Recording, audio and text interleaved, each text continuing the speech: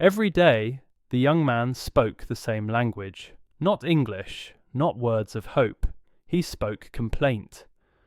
Before his feet touched the floor, he complained about waking up. Before breakfast, he complained about money. Before the day even began, he had already declared it a failure. He didn't notice when opportunity passed him because his mouth was always full. And without realizing it, he wasn't just complaining about his life, he was slowly talking himself out of it.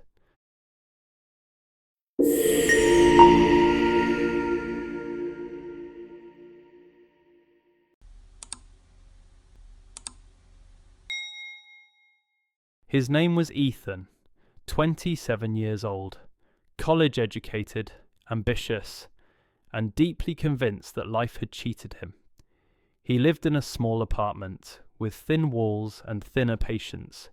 Each morning the same routine, an alarm he hated, a job he resented, and a future that felt stuck on pause.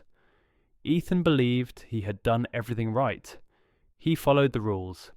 He worked hard at least, he believed he did. So when success didn't come, he blamed everything else. The economy was bad, his boss was unfair, the system was broken. Other people were luckier. At lunch breaks he complained. After work he complained. At night he replayed the day, counting every injustice.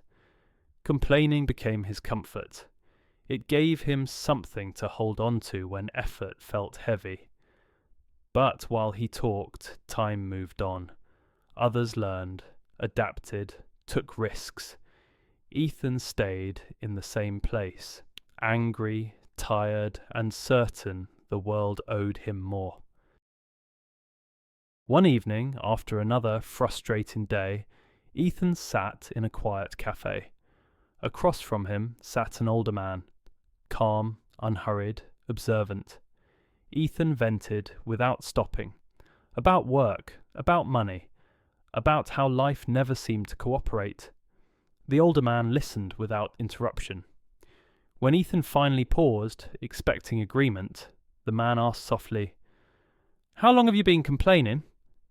Ethan shrugged. "I don't know, years, I guess." The man nodded. "And what has it given you?" The question felt uncomfortable. Ethan opened his mouth to defend himself, but stopped.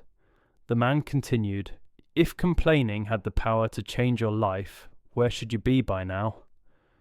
Silence filled the space between them. That night, Ethan went home unsettled. For the first time, he wondered if his biggest obstacle wasn't life, but the way he responded to it. The next morning, Ethan tried something unfamiliar. He didn't complain, not about waking up, not about traffic, not about work. It wasn't easy. Complaints tried to rise, but he swallowed them. Instead, he worked quietly.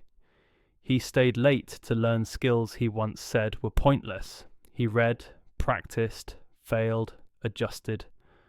Progress was slow. Life didn't suddenly become fair. But something changed. He was moving. Weeks passed, then months. Opportunities didn't arrive because he complained less. They arrived because he prepared more. Ethan realized a painful truth. Complaining had been his way of feeling productive without risking effort. It protected him from failure, but also from growth.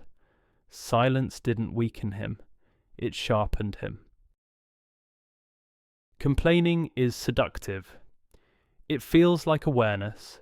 It sounds like intelligence. But it produces nothing. Life doesn't negotiate with noise. It responds to discipline, patience, and action. Those who stop complaining don't suddenly have easier lives. They simply stop wasting energy fighting reality. When you complain, you relive the problem.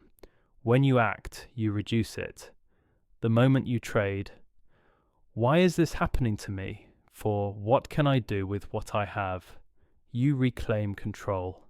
Life will never be perfect, but it rewards those who stop talking about pain and start transforming it.